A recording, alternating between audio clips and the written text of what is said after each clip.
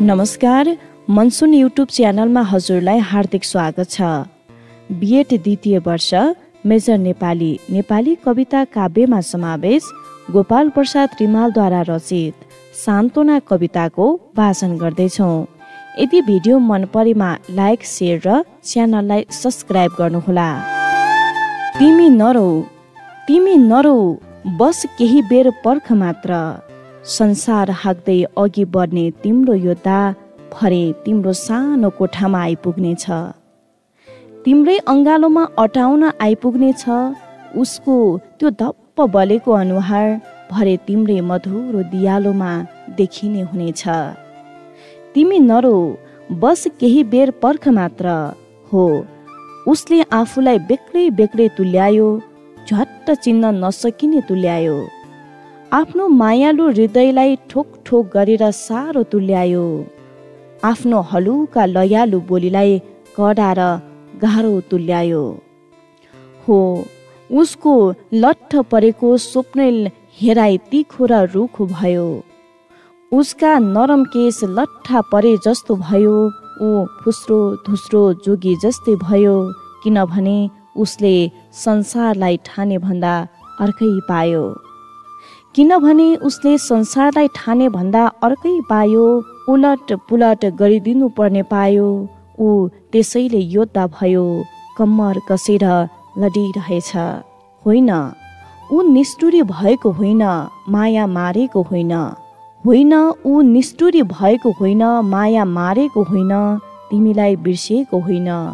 चाँडै ऊ तिम्रो मायालु काखमा थकाइ मार्न आउनेछ, तिम्रै अङ्गालोमा अटाउन आइपुग्नेछ। संसार हाँक्दै अगाडि बढ्ने तिम्रो योद्धा भरे तिम्रो सानो कोठामा फर्कनेछ। संसार हाँक्दै अगाडि बढ्ने तिम्रो योद्धा भरे तिम्रो सानो कोठामा फर्कनेछ। होइन नात्यौ ऊ भेटाउन नसकिने गरी पर पुगेको होइन। भेटाउन नसकिने गरी पर पुगेको होइन। आइलाग्ने माथि जाइलागेको मात्र हो, ऊ त्यसै पर पुगेको होइन। बरु तिमी न्याउरी नहौ, तिमी हँसिले हौ, तिमी उजेली भइदेऊ। आफ्नो केही वास्ता नभए तापनि उसलाई तिम्रो पुरा वास्ता छ। आफू बेखबर लडिरहे तापनि तिम्रो खबर ऊ बार बार लिन्छ। त्यसैले तिमी चहकिले हौ, तिम्रो खबर पाउँदा उसलाई बल र साहस आओस्। तिमी उसको शक्तिको स्रोत बनिदेऊ। होइन नात्यौ ऊ भेटाउन नसकिने गरी पर पुगेको होइन। लडाई खेल्दै पर पुगेको योद्धा भरे तिम्रो काखमा खेल्न आइपुग्नेछ। संसार हाँक्दै अघि बढ्ने तिम्रो योद्धा भरे तिम्रो सानो कोठामा फर्कनेछ। उसले मन दह्रो पार्यो, तिमी पनि दरी भइदेऊ।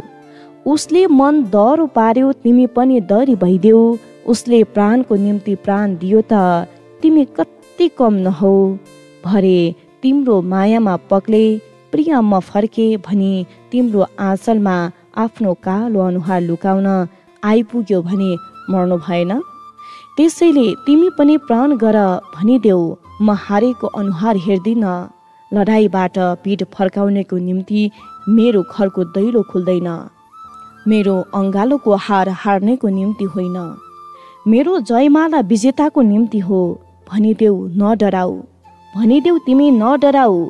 हाम्रो शिर ठाडो हुन नदिने गरिबीको विरुद्ध, हामीलाई बोल्नै नदिने गरिबीको विरुद्ध, हामीलाई बाँच्नै नदिने गरिबीको विरुद्ध, हामीलाई केही थाहै नदिने अज्ञाताको विरुद्ध कम्मर कसेर लागिरहेछ।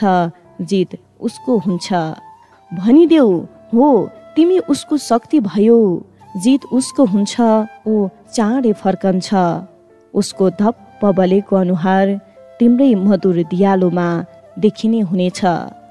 लडाई खेल्दै पर पुगेको तिम्रो योद्धा भरे तिम्रै काखमा खेल्न आइपुग्नेछ। संसार हाँक्दै अघि बढ्ने तिम्रो योद्धा भरे तिम्रो सानो कोठामा आइपुग्नेछ। संसार हाँक्दै अघि बढ्ने तिम्रो योद्धा भरे तिम्रो सानो कोठामा आइपुग्नेछ।